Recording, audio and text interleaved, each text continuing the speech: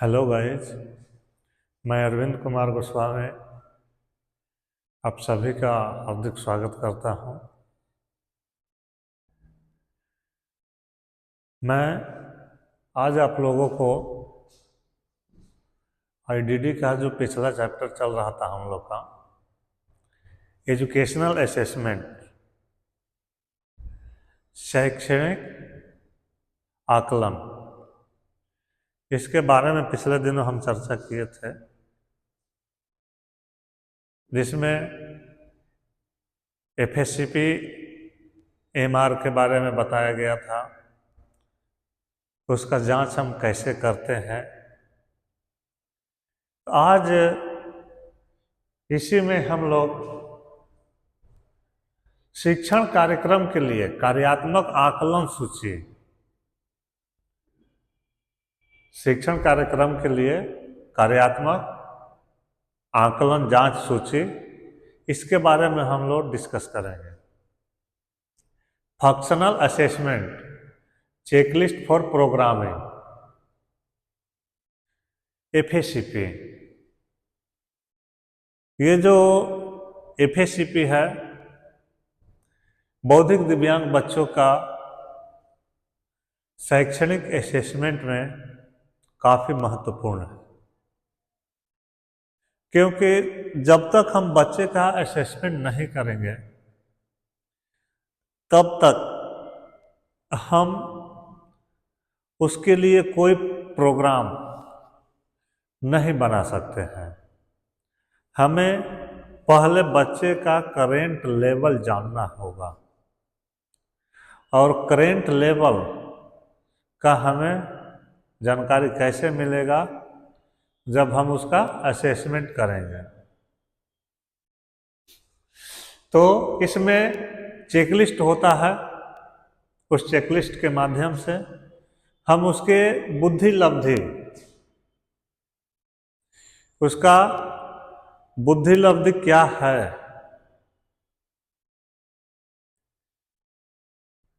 उसी के आधार पर करते हैं। लेकिन समय के साथ जब इसमें डेवलपमेंट हुआ तो बढ़ते हुए अनुभवों ने क्या किया कि नई तकनीकी विकसित हुई, जिसमें बच्चे के कार्य स्तर एवं उम्र को देख करके कार्यक्रम निर्धारण किया जाता है। इस आकलन प्रणाली का विकास राष्ट्रीय मानसिक दिव्यांग संस्थान NIMH जो है सिकंदराबाद के विशेष शिक्षा विभाग की जयंती नारायण ने किया था। इसमें पूर्व प्राथमिक से पूर्व व्यावसायिक स्तरों के 3 वर्ष से 18 वर्ष के बौद्धिक दिव्यांग बच्चों की कार्य योजना बनाने में मदद मिलती है। इसमें कितने उम्र के बच्चों को रखा गया? 3 साल से 18 साल की उम्र के बच्चों को रखा गया, क्योंकि जो बौद्धिक दिव्यांग बच्चा होता है, सामान्य बच्चा 18 साल की उम्र तक वो मैच्योर हो जाता है, लेकिन दिव्यांग बच्चा जो होता है, बौद्धिक रूप से दिव्यांग होता है, उसकी बौद्धिक क्षमता कम होती है, जिसके चलते उसका उम्र तो 18 साल हो जाता है, लेकिन उसका वर्तमान स्तर जो रहता है सामान्य बच्चों की अपेक्षा काफ़ी कम होता है। तो इसीलिए इसमें सामान्य बच्चों के लिए जो कार्यक्रम चलाए जाते हैं, आप लोगों को शायद जानकारी होगा कि 14 वर्ष तक के बच्चों को स्कूल भेजने का कार्यक्रम होता है और उनको शिक्षा देने का, लेकिन यहाँ पर उम्र को 18 साल बढ़ाया जाता है बौद्धिक दिव्यांगता के क्षेत्र में। इसमें दी गई क्रियाएं आसानी से समझी जा सकती हैं तथा दैनिक जीवन के लिए आवश्यक हैं। ये क्रियाएं अवलोकन योग्य हैं तथा आयु के अनुरूप हैं एवं समुदाय में आत्मनिर्भर जीवन यापन करने में सहायक हैं। इस जांच श्रृंखला में क्या है आपके सामने कि 7 मूल्यांकन तालिका है। इसमें आपको 7 इवैल्यूएशन चार्ट मिलेगा। प्रत्येक में क्रियाकलाप के अलग अलग स्तरों को बताया गया है। जैसे पूर्व प्राथमिक स्तर, प्राथमिक 1, प्राथमिक 2, माध्यमिक, पूर्व व्यावसायिक 1 तथा पूर्व व्यावसायिक 2 एवं संरक्षित समूह। इनमें पूर्व प्राथमिक स्तर रखा गया है 3 से 18 साल के बच्चों को रखा गया है। तो जो सबसे छोटा बच्चा होगा उसको पूर्व प्राथमिक स्तर, उसकी उम्र के हिसाब से हम डिवाइड करते जाएंगे और उसके वर्तमान स्तर को भी देखेंगे। ऐसा नहीं है कि अगर उसका उम्र ज़्यादा है लेकिन उसकी बुद्धि लब्धि काफ़ी कम है तो वहाँ पे भी हमें ध्यान देने की आवश्यकता है और उसी को इस कैटेगरी वाइज में रखेंगे और उसका आकलन हम करेंगे। प्रत्येक स्तरों के लिए आवश्यक कौशल जो रखा गया है वो बहुत ही सावधानी पूर्वक चुना गया है और प्रत्येक कक्षा के अंतर्गत 5 क्षेत्र चुने गए हैं। ये जो कक्षा स्तर है, पूर्व प्राथमिक स्तर, प्राथमिक 1, प्राथमिक 2, माध्यमिक, तो इस सब के 5 क्षेत्र चुने गए हैं। कौन कौन से क्षेत्र हैं? व्यक्तिगत, इसमें उसका पर्सनल इंफॉर्मेशन रहेगा, वो व्यक्तिगत तौर पे क्या कर लेता है, अपने जीवन शैली के जो कार्य हैं किसको किस ढंग से निपटाता है। सामाजिक, शैक्षणिक, व्यवसायिक और मनोरंजन कौशल को भी इसमें शामिल किया गया है। बच्चे का किस खेल के प्रति रुचि है, मनोरंजन के, क्योंकि आप लोगों ने देखा होगा कि अलग अलग बच्चे अलग अलग एक्टिविटी में भाग लेते हैं। कुछ बच्चे को क्रिकेट पसंद होता है, कुछ बच्चों को कबड्डी पसंद होता है। उसी तरह से अलग अलग बच्चों का अलग अलग रुचि होता है तो उनकी रुचि के अनुसार मनोरंजन स्तर भी हम तय करते हैं। जब बच्चा एक कक्षा में 80% अंक प्राप्त कर लेता है तब उसको अगले कक्षा में भेजा जाता है। हम क्या करते हैं कि 80% अंक उसको लाना अनिवार्य है। वो जो हम टास्क देते हैं उसमें वो पूरी तरह से निपुण हो जाए, 80% कर लेगा तो मान के हम चलते हैं कि लगभग वो जिस कार्य को हम देंगे वो कार्य कुशलता से उसको कर सकता है।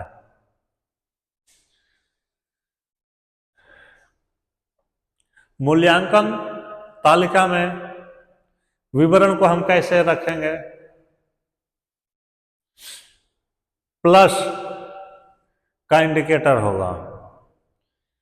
तो प्लस हम कब रखेंगे कि जब बच्चा दिए गए कार्य को बिना हमारे मदद के कर लेता है, कोई भी मदद की आवश्यकता नहीं होती है। सी होता है कभी कभी संकेत देने पर कि उसको संकेत देना होता है।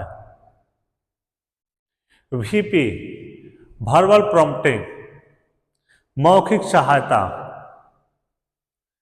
NA यानी नॉट अवेलेबल, लागू नहीं होता है।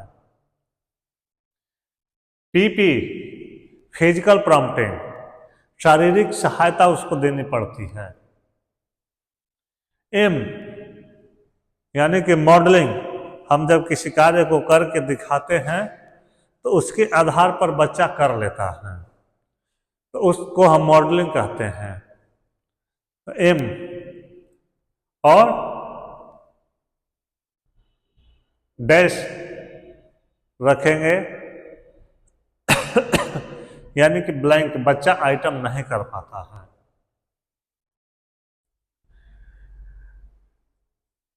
शिक्षण कार्यक्रम निर्धारण प्रगति विधि है। इसमें पूर्व प्राथमिक स्तर में 3 से 6 वर्ष के बच्चों को रखा जाता है।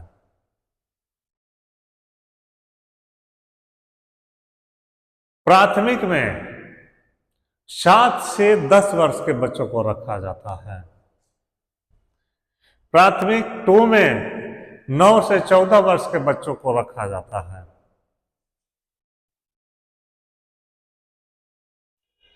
माध्यमिक में 11 से 14 वर्ष के बच्चों को रखा जाता है।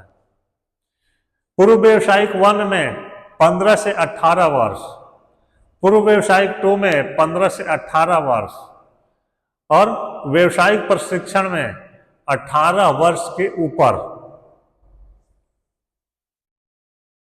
अलग समूह अति गंभीर असंचलित मंद बुद्धि बच्चों के लिए है। संरक्षक के कौशलों को बनाए रखने के लिए तैयार किया जाता है। जो अति गंभीर यानी प्रोफाउंड बच्चे होते हैं उनको संरक्षित समूह में रखा जाता है, क्योंकि वे किसी कार्य को नहीं कर पाते हैं। और 18 वर्ष के ऊपर के जो व्यावसायिक प्रशिक्षण प्राप्त करते हैं तो उनके लिए खुला रोजगार प्रोत्साहित किया जाता है। स्वरोजगार के उपाय उनको सुझाए जाते हैं। तो यहाँ पे इस चार्ट के माध्यम से आप लोग देख रहे हैं कि पूर्व प्राथमिक में 3 से 6 वर्ष रखेंगे। 7 से 10 वर्ष के बच्चे प्राथमिक 1 में और 9 से 14 वर्ष के बच्चे, यहाँ पे 7 से 10 है। ऐसा नहीं कि सीरियल वाइज ही हम करेंगे। जहां पे हमें लगेगा कि कुछ बच्चे ऐसे हैं कि जिनकी कार्य क्षमता बाकी बच्चों से ज्यादा है, उनका उम्र 9 वर्ष है, तो उनको हम प्राथमिक 2 में भेज देंगे। जरूरी नहीं है कि हम प्राथमिक 1 में ही रखेंगे। उसी तरह से प्राथमिक 2 से कुछ बच्चे जो हैं 11 से 14 वर्ष के जो हैं, यहाँ पे 9 से 14 वर्ष दिया गया है। किनके लिए दिया गया है? कि जिनके लिए ज्यादा विशेष ट्रेनिंग की आवश्यकता है। तो हम यहां से उठा करके यहां पर भी भेज सकते हैं। उसी तरह से 15 से 18 वर्ष के बच्चे हैं, उनको व्यावसायिक 1 में और पूर्व व्यावसायिक 2 में, दोनों में हम उनके कार्य स्तर को देखते हुए हम ट्रांसफर कर सकते हैं।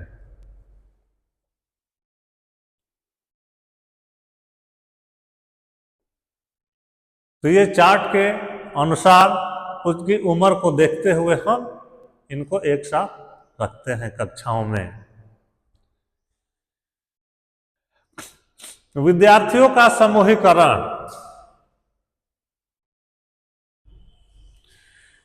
पूर्व प्राथमिक स्तर पर 3 से 6 वर्ष के आयु के बच्चे को हम लोग रखते हैं एवं यह कौशल व्यक्तिगत, सामाजिक, शैक्षणिक, व्यवसायिक एवं मनोरंजनात्मक होती है। इनमें जिन बच्चों को कौशल को हम सिखाते हैं उनका कौशल व्यक्तिगत होता है, सामाजिक होता है, शैक्षणिक होता है, व्यवसायिक होता है और मनोरंजन भी होता है। प्राथमिक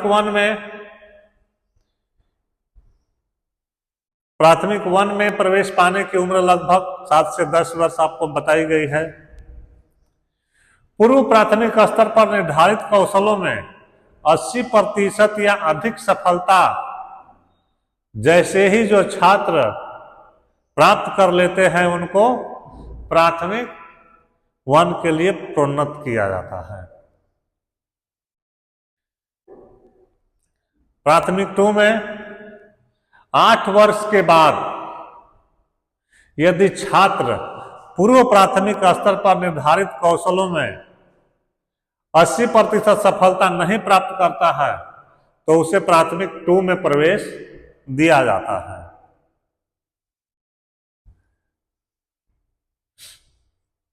माध्यमिक स्तर में क्या किया जाता है कि प्राथमिक स्तर पर 80% या अधिक सफलता प्राप्त करने वाले 11 से 14 वर्ष की आयु के बच्चों को 11 से 14 आयु वर्ग के बच्चों को माध्यमिक कक्षा में हम प्रवेश दे देते हैं। उसी तरह से पूर्व व्यावसायिक 1 और 2 है। इनमें 15 से 18 साल के बच्चों को रखा जाता है पूर्व व्यावसायिक 1 या पूर्व व्यावसायिक 2 में। सामाजिक तथा शैक्षणिक क्षेत्रों में प्रशिक्षण दिया जाता है एवं मूलभूत कार्य कौशलों तथा घरेलू कार्यों पर ध्यान केंद्रित किया जाता है। जब 15 साल का बच्चा हो जाता है तो यहाँ पर वो व्यक्तिगत अपने कौशल को डेवलप कर लेता है।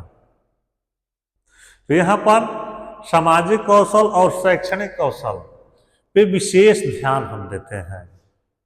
सामाजिक और शैक्षणिक, सोशल एंड एजुकेशनल, क्योंकि पर्सनल का जो भी है वो 15 वर्ष की आयु से पहले लगभग सीख जाता है। 18 वर्ष से अधिक की आयु के मंदबुद्धि व्यक्तियों को मूल्यांकन रिपोर्ट के साथ साथ व्यवसायिक प्रशिक्षण इकाइयों में प्रशिक्षण हेतु भेज देते हैं। एफएससीपी जांच तालिका में व्यवसायिक क्षेत्र सम्मिलित नहीं है। एफएससीपी में क्या है कि व्यवसायिक क्षेत्र सम्मिलित नहीं है। उनकी रुचि के अनुसार किस कार्य में उनका मन लगता है, किस कार्य को कर सकते हैं, तो उनको प्रशिक्षण इकाइयों में हम भेज देते हैं।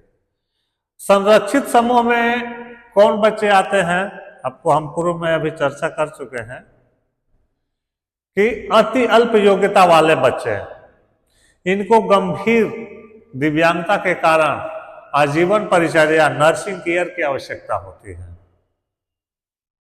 इन्हें मूलभूत कौशलों जैसे पानी पीना, खाना खाना, शौच करना तथा गामक क्रियाएं एवं संप्रेषण कौशल में प्रशिक्षण दिया जाता है। वो बच्चे ज्यादातर बहुत ही अल्प आईक्यू वाले होते हैं। उनको हम इतना ही सिखा दें, गामक क्रियाएं, संप्रेषण या अपनी दैनिक क्रियाएं, वही बहुत काफी है। अब आ गया आपके सामने करिकुलम एक्शन प्लान, सीएपी, पाठ्यक्रम क्रिया योजना। उनके लिए पाठ्यक्रम हम कैसे रखेंगे।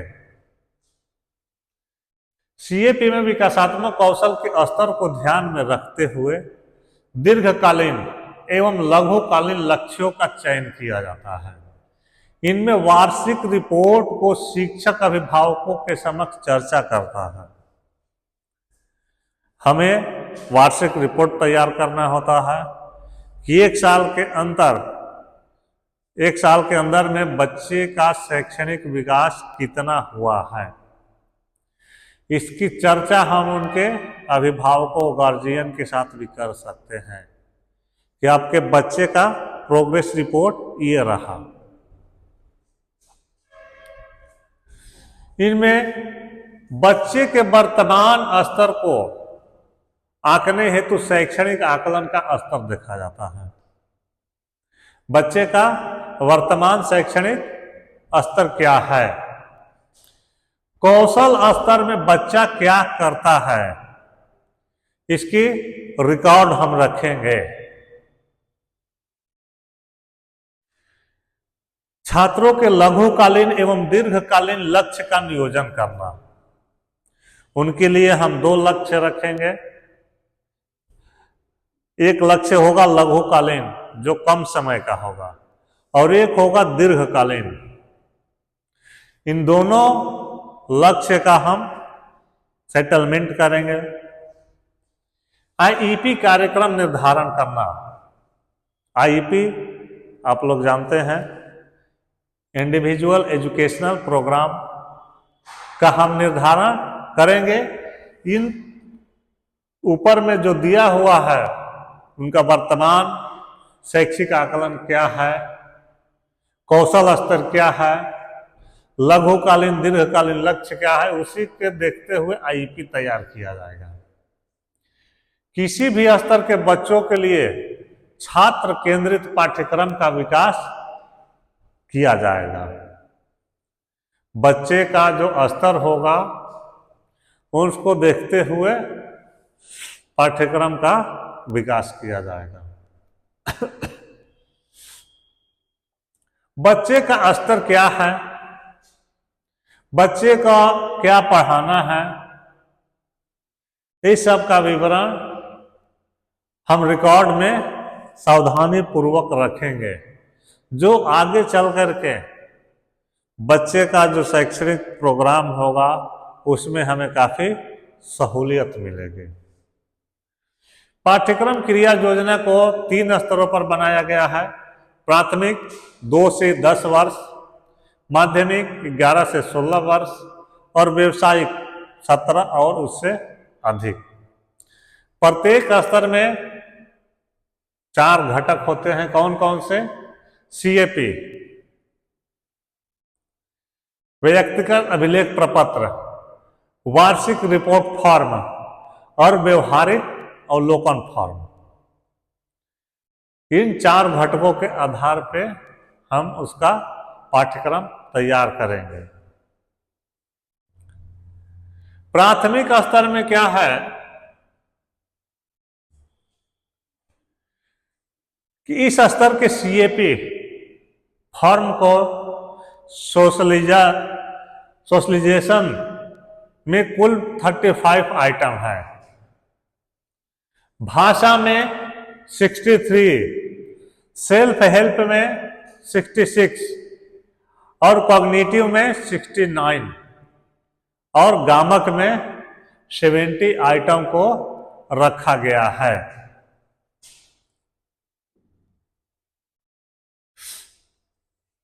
माध्यमिक स्तर में क्या है? इंडिपेंडेंट फंक्शनिंग में मुख्य 11 आइटम है तथा इसके अंतर्गत कुल 11 क्रियाएं और 31 उसकी सहायक क्रियाएं शामिल है। फिजिकल डेवलपमेंट में मुख्यतः 6 क्रियाएं हैं, जिसके अंतर्गत 13 उसकी सहायक क्रियाएं हैं। इकोनॉमिक्स एक्टिविटी में 5 क्रियाएं रखी गई हैं और सहायक 15 सहक्रियाएं रखी गई हैं। लैंग्वेज भाषा डेवलपमेंट में 4 क्रियाएं और 59 आइटम्स उसमें हैं। नंबर एंड टाइम में कुल 4 क्रियाएं हैं तथा 26 सहक्रियाएं हैं। पूर्व व्यावसायिक में 3 क्रियाएं तथा उसके अंतर्गत 12 सहक्रियाएं हैं। सेल्फ डायरेक्शन में 3 क्रियाएं हैं और 12 सहायक क्रियाएं हैं।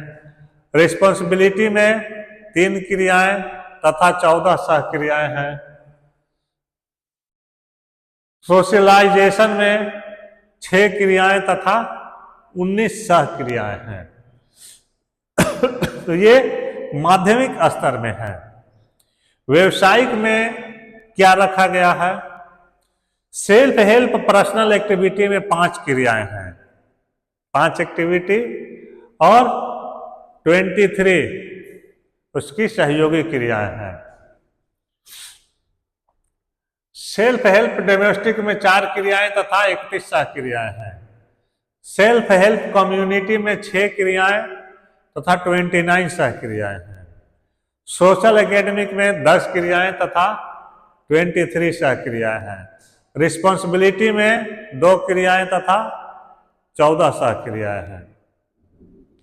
तो ये 17 वर्ष के अधिक इन क्रियाओं और सहक्रियाओं के आधार पर ही हम उनका प्रशिक्षण देते हैं। ये एक्टिविटी आपको रखा गया है उन बच्चों के शिक्षण प्रशिक्षण कार्यक्रम के लिए।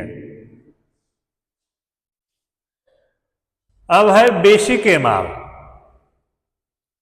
Behavioural assessment scale for Indian children with mental retardation.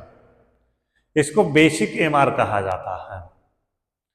Basic MR का विकास एनआईएमएस सिकंदराबाद के मैडम रीता पेशवरिया और एस वेंकटेश ने विशेष विद्यार्थियों में मानसिक दिव्यांग बच्चों के प्रशिक्षण हेतु शिक्षकों के लिए व्यवहारिक तकनीकी के उपयोग पर सामग्री तैयार करने के लिए बनी परियोजना के भाग के रूप में किया था। बेसिक एमआर का निर्माण जो हुआ था 3 से 16 वर्ष की आयु के बच्चों के लिए, जो विद्यालय जाने वाले मानसिक दिव्यांग बच्चों के व्यवहार के वर्तमान स्तर को दर्शाने तथा उनके कार्यक्रम योजना बनाने के लिए किया गया था। बेसिक एमआर का विकास सिकंदराबाद एनआईएमएच के द्वारा किया गया था, जिसमें मैडम रीता पेशावारिया और एस वेंकटेश बौद्धिक दिव्यांग बच्चों के लिए विकसित किए थे। इसमें 3 से 16 वर्ष की उम्र को बच्चों को ध्यान में रखते हुए किया गया था।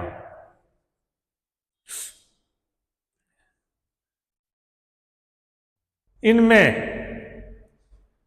क्या किया गया था कि मानसिक जो दिव्यांग बच्चे हैं, बौद्धिक दिव्यांग, उनके वर्तमान स्तर को दर्शाने के लिए और उनके कार्य योजना को मनाने के लिए शिक्षक इस उपकरण को पुराने गंभीर दिव्यांग व्यक्तियों के लिए भी उपयोगी पा सकते हैं। यह जो है तर्कसंगत है और कार्यक्रम योजना के लिए पाठ्यक्रम निर्देशिका के रूप में भी कार्य इसका किया जाता है। ये जो कार्यक्रम है वैसे बच्चों पर लागू किया जा सकता है जो गंभीर किस्म के दिव्यांग व्यक्ति हैं। इसे प्रत्येक मानसिक दिव्यांग बच्चे की व्यक्तिगत आवश्यकताओं पर आधारित प्रशिक्षण के लिए उपयोग में लाया जाता है। इसको क्या किया जाता है कि अलग अलग बच्चों के लिए उनकी अलग अलग आवश्यकताओं को ध्यान में रखते हुए, क्योंकि जो बौद्धिक दिव्यांग बच्चे होते हैं सारी की समस्याएं एक जैसी नहीं होती हैं, इनकी समस्याएं जो है वो अलग अलग होती हैं। तो अलग अलग समस्याओं को ध्यान में रखते हुए हम उसके लिए योजना बनाते हैं और उसको क्रियान्वित करते हैं।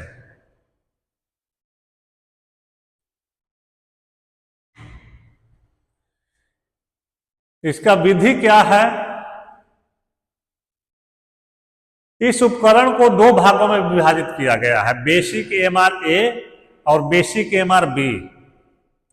बेसिक एमआर ए में 7 कौशल क्षेत्र को रखा गया है। 7 कौशल क्षेत्र कौन कौन से हैं आपके सामने? गामक कौशल, दैनिक जीवन के क्रियाकलाप, भाषा, पठन और लेखन, संख्या और समय, घरेलू, सामाजिक। इन 7 गो कौशलों को रखा गया है और प्रत्येक कौशल में 40 क्रियाएं हैं। इन 40 क्रियाओं पे ही उनका माप किया जाता है बच्चों का, जो आसान से जटिल की ओर हमें ले जाती है। तो टोटल कितने एक्टिविटीज हो जाएंगे? 7 कौशल क्षेत्र हैं और प्रत्येक में 40-40 यानी कि 280 गामक कौशल, दैनिक जीवन के क्रियाकलाप हैं, भाषा से आधारित हैं, लेखन और पठन की क्या कंडीशन है उस बच्चे की, संख्या आधारित और संख्या से समय है, घरेलू सामाजिक उसका क्रियाकलाप क्या है, और पूर्व व्यवसायिक और पैसा। प्रत्येक कौशल क्षेत्र में छात्रों के कार्य निष्पादन के 6 स्तरों को, जो 6 गो स्तर है, उसके स्तर पे उसका अंक दिया जाता है। कैसे उसका अंक हम देते हैं? प्रत्येक कौशल में 40 क्रियाएं हैं और उन क्रियाओं पे हमें मार्क्स देना होगा। तो कैसे मार्क्स देंगे? लागू नहीं, जो क्रिया लागू नहीं है वहां पे हम 0 रखेंगे। जैसे बौद्धिक दिव्यांग बच्चा है, इसमें मेल और फीमेल दोनों की अलग अलग एक्टिविटी होती है, अलग अलग कौशल होते हैं। तो हम ये जो 40 क्रियाएं हैं, ये मेल फीमेल सबके लिए रखा जाता है। आपको पहचान करना है कि मेल के लिए क्या है, फीमेल के लिए क्या है, नहीं। तो लागू जो नहीं है उसके लिए 0 अंक हमें रखेंगे। पूर्णतया निर्भर, यानी वो पूर्ण तरह से डिपेंडेंट है, किसी कार्य को अपने से नहीं कर पाता है, जिसको लिए हम 1 नंबर रखेंगे। शारीरिक सहायता देने पर, यानी कि कोई फिजिकल प्रॉम्प्टिंग हम देते हैं तब वो कार्य करता है, तो उसके लिए 2 अंक निर्धारित है। वर्बल प्रॉम्प्टिंग, यानी मौखिक सहायता से काम चला लेता है, तो उसके लिए 3 अंक हम देंगे।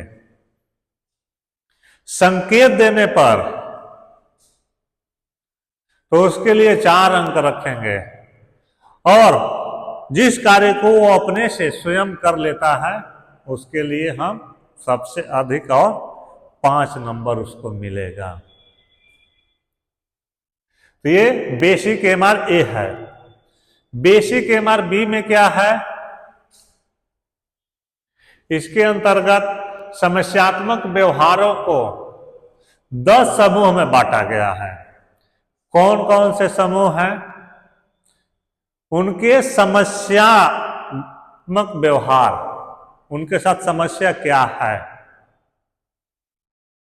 इस बेसिक MR पार्ट बी में समस्या आधारित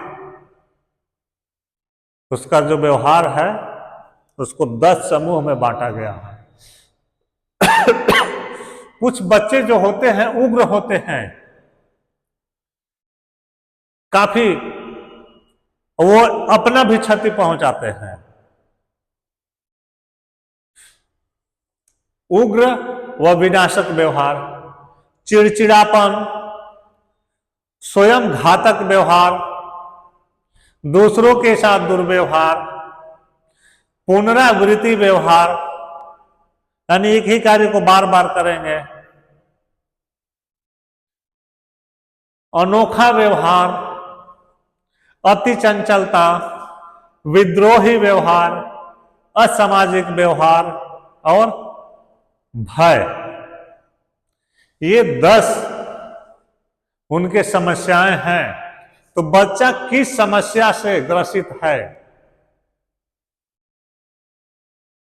उग्र है, चिड़चिड़ा है, स्वयं घातक है, या दूसरों के साथ दुर्व्यवहार करता है, केवल एक ही है या एक से ज्यादा है, जो भी है। इन क्षेत्रों की मदद से बच्चों की समस्यात्मक व्यवहारों को आंका जाता है। बेसिक MR पार्ट बी में समस्यात्मक व्यवहार को गंभीरता और आवृत्ति के आधार पर बांटा गया है। जैसे कभी नहीं, यानी कि 0 अंक, जिस व्यवहार को वो नहीं करता है। कभी कभी जिसको करता है उसके लिए 1 अंक, और बार बार जिसको करता है उसके लिए 2 अंक हम देते हैं। तो इस आधार पे बेसिक MR भाग बी का असेसमेंट हम करते हैं।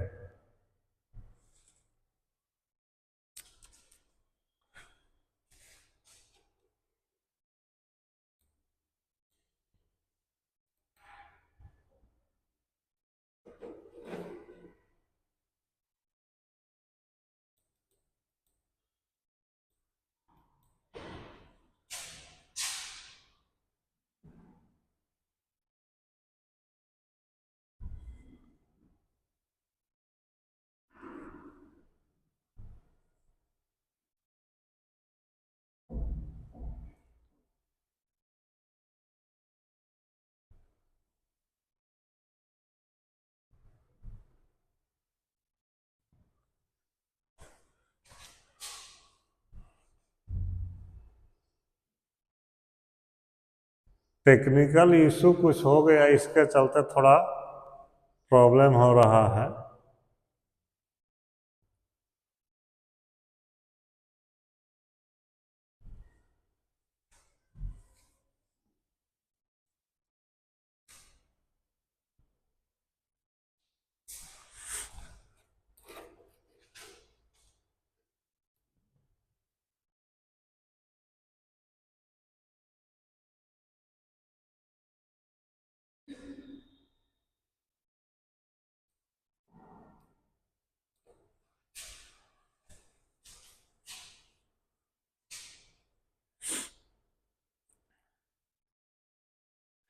पूर्व व्यावसायिक स्तर के बच्चों का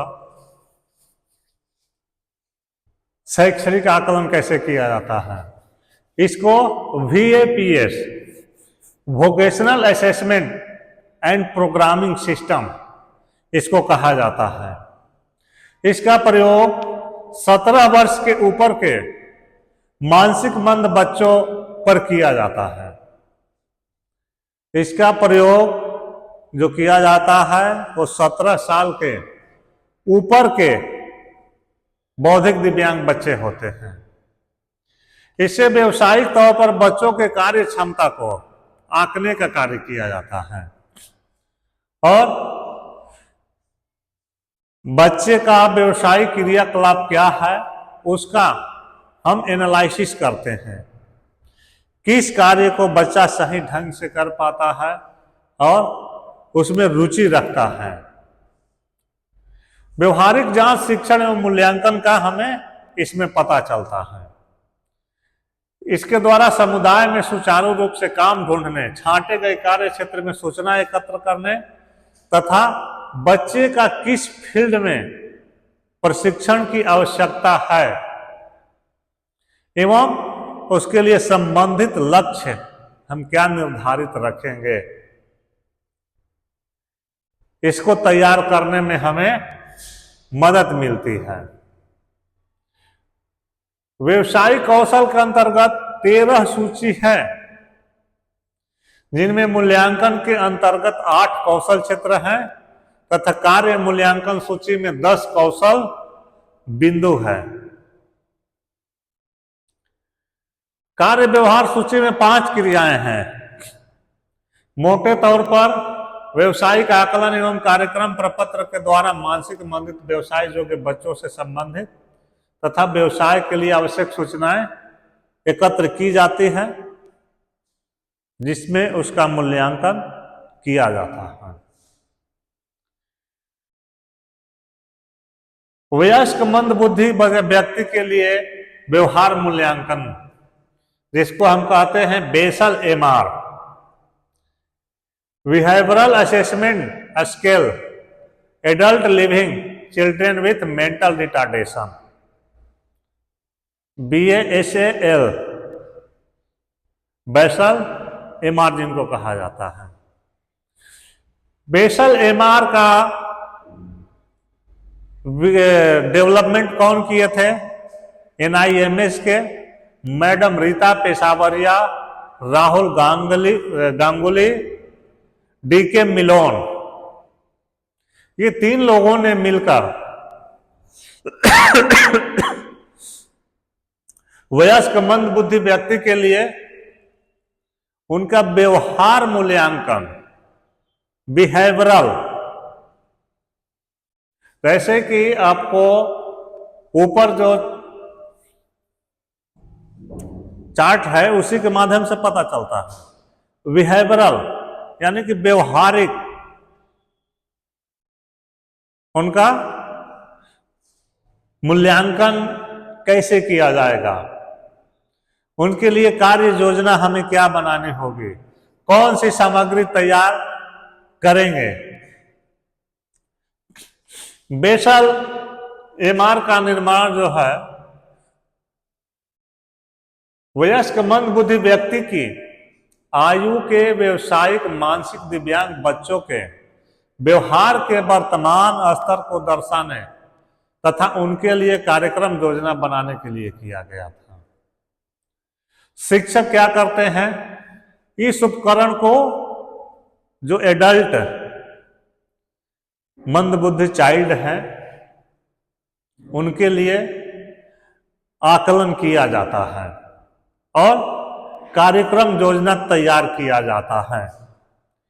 इसे प्रत्येक वयस्क मंदबुद्धि दिव्यांग बच्चे की व्यक्तिगत आवश्यकताओं पर आधारित प्रशिक्षण के लिए उपयोग में लाया जाता है।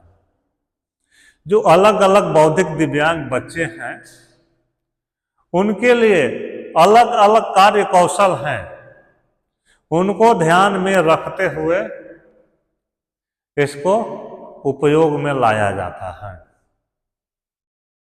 इसके लिए विषय वस्तु क्या है?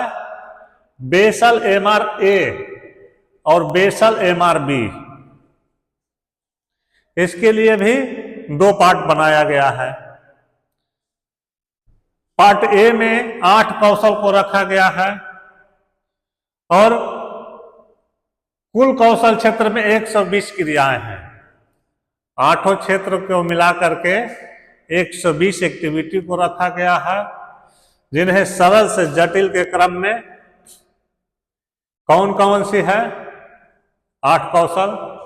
व्यक्तिगत देखभाल और उपस्थिति, भोजन प्रबंधन, घरेलू कार्य और जिम्मेदारी, समुदाय और अवकाश, कामुकता, काम, कार्यात्मक साक्षरता और सामाजिक संचार। ये 8 कौशलों को मिला करके 120 एक्टिविटी इनमें रखा गया है। प्रत्येक कौशल क्षेत्र में छात्रों के 6 स्तर रखा गया है, जिसके आधार पर हम उनको अंक देते हैं। तो जो बेसिक MR में है उसी के जैसा यहाँ पर भी है। जो लागू नहीं है उसके लिए 0 अंक, जो पूर्णतया दूसरों पर डिपेंड है उसके लिए 1। फिजिकल प्रॉम्प्टिंग देने पर जो कार्य को करता है उसको 2। वर्बल प्रॉम्प्टिंग यानी VP जब हम शब्द से बोलते हैं उसके लिए 3 अंक हम रखे हुए हैं। संकेत देने पर उसके लिए 4 अंक, और जो पूर्ण रूप से अपने कार्य को कर लेता है उसके लिए हम 5 अंक देते हैं। बेसल MRB में 12 समूह हैं और इनमें 109 एक्टिविटी है। कौन कौन सी एक्टिविटी है? दूसरों के प्रति 12 समूह, दूसरों के प्रति शारीरिक हानि, संपत्ति का नुकसान, दूसरों के साथ दुर्व्यवहार, गुस्सा हो जाना, स्वयं घातक व्यवहार, पुनरावृत्ति व्यवहार, अनोखा व्यवहार, अनुचित असामाजिक व्यवहार, अनुचित यौन व्यवहार, विद्रोही व्यवहार,